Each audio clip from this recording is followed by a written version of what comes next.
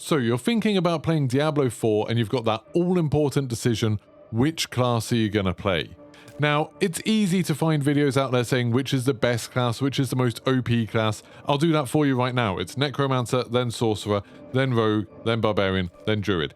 Easy, done. But what about what's the most fun class to play? That's a little bit trickier, and that's what I'm going to tackle in this video. Based on a beta, and I got every class level 25 in a beta, we're going to rank every class from the least fun to play to the most fun to play, and I'll give my reasons for all of them. If you enjoy this video, don't forget to like and subscribe, but let's get started. So at number 5, we have the Rogue. Now, this kind of hurts me a little bit. The Rogue was the class that I was most looking forward to playing. It was the first class that I played, but it's just not that much fun. It's got some cool abilities on paper. You can teleport around, you can go invisible, you can poison everything, you can even make enemies explode when you kill them. But unfortunately, none of that really adds up to something that's fun to play as you're going through every fight. The invisibility stuff doesn't really matter because stealth isn't a big deal in this game. It means that you can kind of escape a little bit to get your health back, but a lot of the other classes don't ever need to stop fighting. They can just keep on going. So that makes that a little bit stupid. Poisoning stuff isn't a huge amount of fun. Like, yeah, you're technically doing a lot of damage to everything you're fighting, and it can be kind of useful against bosses, but it's never fun to watch an enemy's health slowly tick down. That's not a lot of fun. Using the shadow abilities to make enemies explode sounds awesome, but it's a lot less spectacular since a lot of your attacks are just kind of damaging 1 or 2 enemies at a time. So it's not like you're getting explosions that are clearing the entire level. Instead, you're just kind of occasionally popping one enemy here or there. It just all feels a bit crap. Now, that being said, this is still a fun class to play. It's just the least fun. The best thing about the Rogue, in my mind, is the teleport. Shadow Step is absolutely amazing. You can teleport right across the screen and stab something in the back and then teleport straight back, which is absolutely awesome. And you can get movement buffs and things like that, so you can end up moving incredibly quickly. It's just a shame that when you're fighting bosses or massive hordes of enemies, it never feels like you're doing anything that fun. So the Rogue sits at number 5. Now at number 4, we have what I think might be the first really controversial one. It's the Sorcerer. The Sorcerer is undeniably powerful, probably the second most powerful class that we saw in a beta. You can easily go around dungeons, absolutely zapping everything with electricity. It all chains across and will kill huge groups very quickly, or you can do single fire damage with it and kill stuff very fast. You've got the ice spells where you can freeze everything and shatter it and do insane damage numbers. You've got the fire spells where you can call in massive dragons down and set things on fire with a flamethrower. Although again, we've got the same problem as with the poison, that damage over time isn't that exciting to do.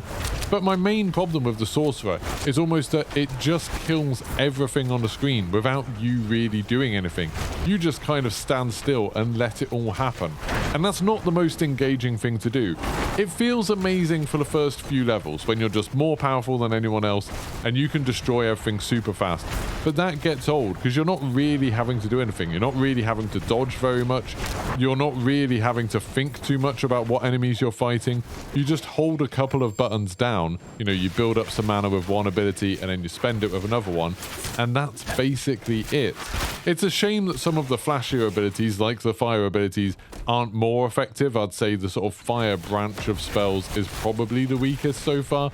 And the class ability, where basically you get to choose one of your spells to slot into a special slot so you get a bonus ability from it. None of those feel that spectacular so far. Now, with all of these rankings, obviously there might be legendaries that I haven't come across that makes them more exciting. Let me know in the comments if you found any awesome legendaries for any of these, and let me know what they do. And obviously there might be some sort of interactions later on that make these more fun. But the Sorcerer for me is incredibly powerful, but just not that engaging to use. Now, at number 3, we have the Barbarian.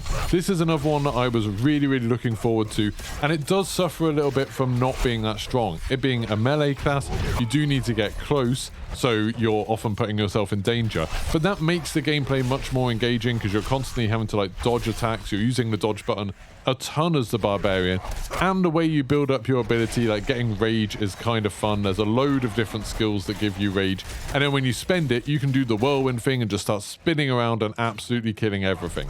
It would be nice if you did more damage in general with some of your attacks, but the Barbarian does have a super fun finishing move where essentially you just smack stuff on the head, and if you kill it, then you get to keep using that ability over and over again, and it's pretty powerful. That is super cool.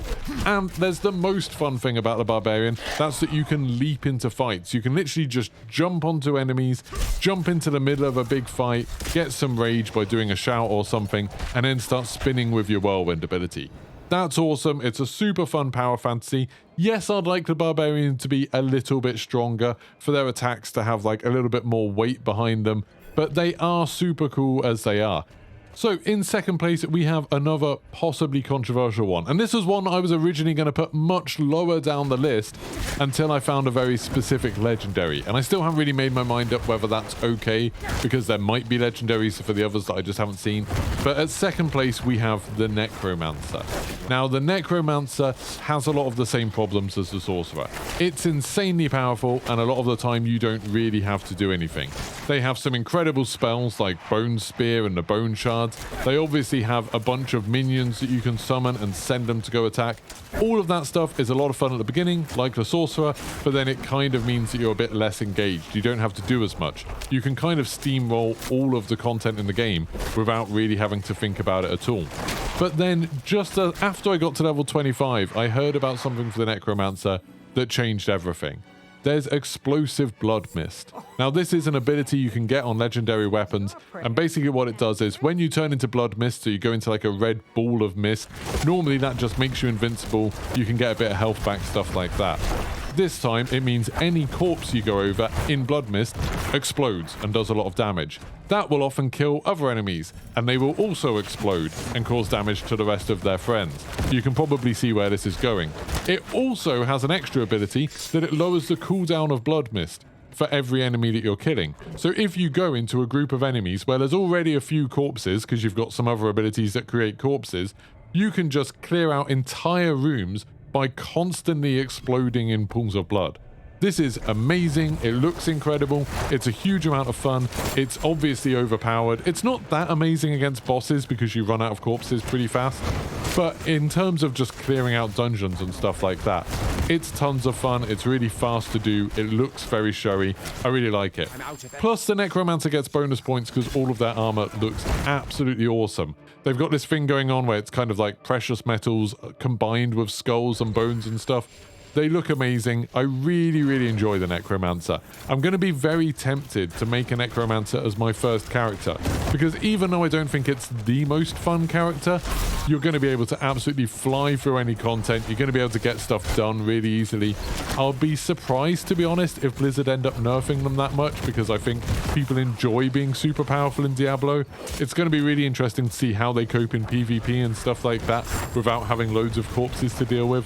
But as it stands, the Necromancer is a huge amount of fun. You just kind of need to get that specific legendary to unlock the best thing about it.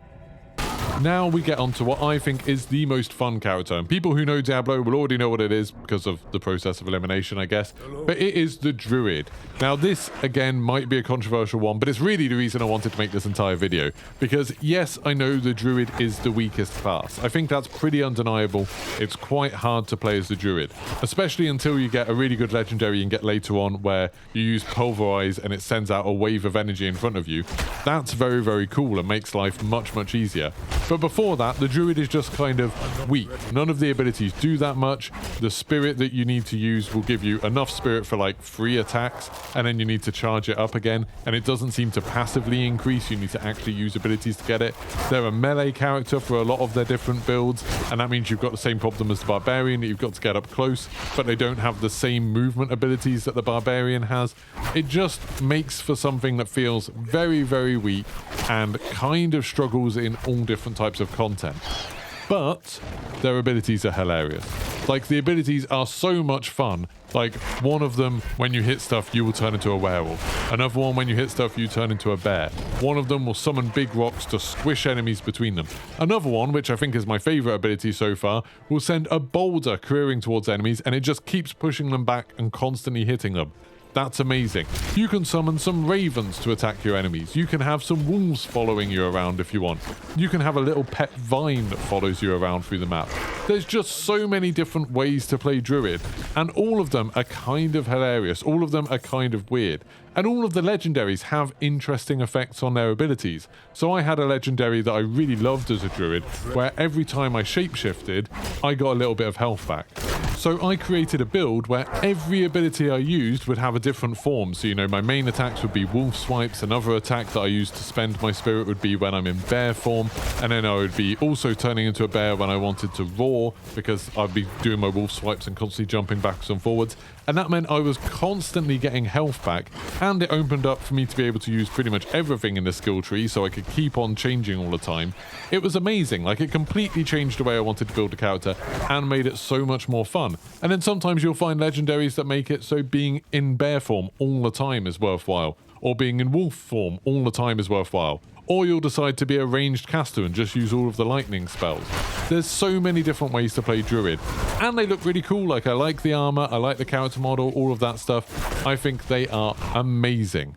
So, of course, people are going to disagree with this list. Let me know in the comments what you think. What's the most fun character for you?